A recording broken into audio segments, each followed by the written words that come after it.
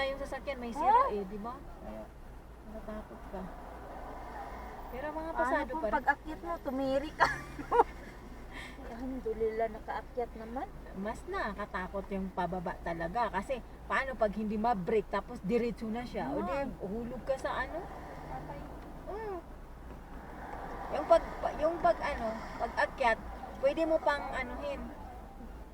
I-atras-atras hanggang pababa. Yung diretso ka.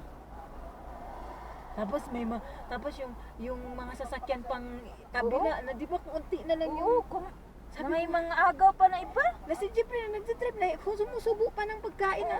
Sabi ko, di pa to mag-drive ng maayos na may mga sasakyan Sabi ko nga, pa-video pa siya. Sabi ko nga, focus ka sa daan. Oo. Hindi po gagawin lang bikil. Yung kamay ko na lang nilabas ko eh. Video mula sa office. Naipit pang cellphone ni Japar pag naob ko. Ay oo nga na ano yun. Naka-charge pala ang power bank nandito sa bulsa ko. Tapos nagsarado ka. Buti na lang hindi nasira yung ano. Wala man Screen makita. lang. Kahapon dito rin kami sisi kahapon eh. Dito. Doon sa ano yung dinaanan natin doon. Dito rin kami. Tapos nagsihab park kami. Maganda kahapon kasi ang linaw ng ano. Wala man kang makitang view. Hindi Ngayon mo wala. makita kung anong dinaanan mo. Oo.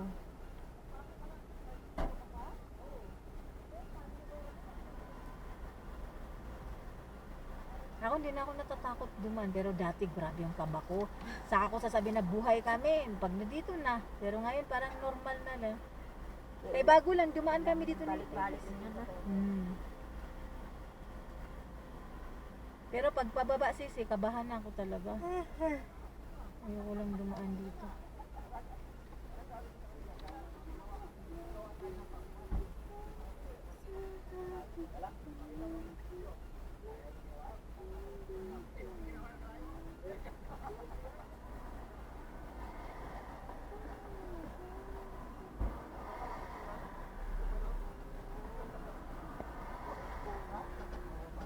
Tara na.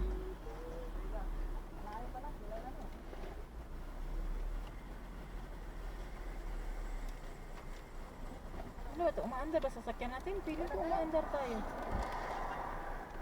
Nahihilo na pala ako.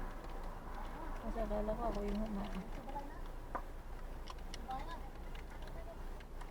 Tara na!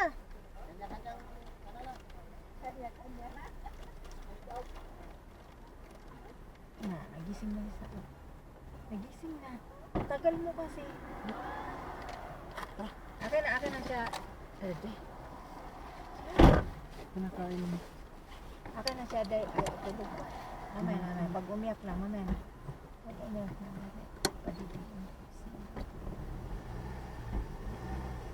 Excuse me, Sadik.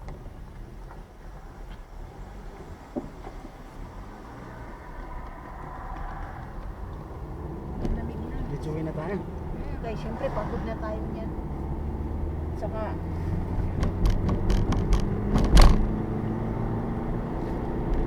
si Joy ngayon lang pala nakadaan dyan. First time niya. Nakatakot siya. Nabasa ko yung cellphone. Cellphone eh, ano